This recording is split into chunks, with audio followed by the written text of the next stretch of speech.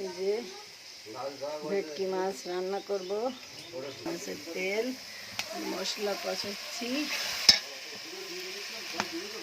পেঁয়াজ বাটা, কাঁচা ঝাল বাটা, রসুন, জিরা, লবণ, হলুদ সব কিছু দিয়েছি। এখন কষে নেব সুন্দর করে। মশলাটা ভালোভাবে কষানো শেষ, এখন মাছ দিয়ে দেবো। এই যে মশলাটা কষানো শেষ, এখন মাছ দিয়ে দেবো।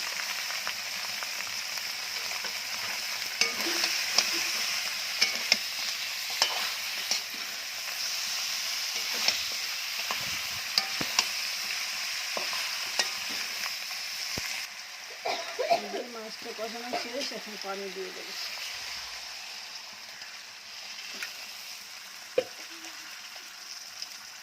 এই যে পানি দিয়েছি, এই যে মাছের তেলটা দিয়ে দিয়েছি, এর ভিতরে এই যে তেল, কলিজা সব দিয়ে দিয়েছি।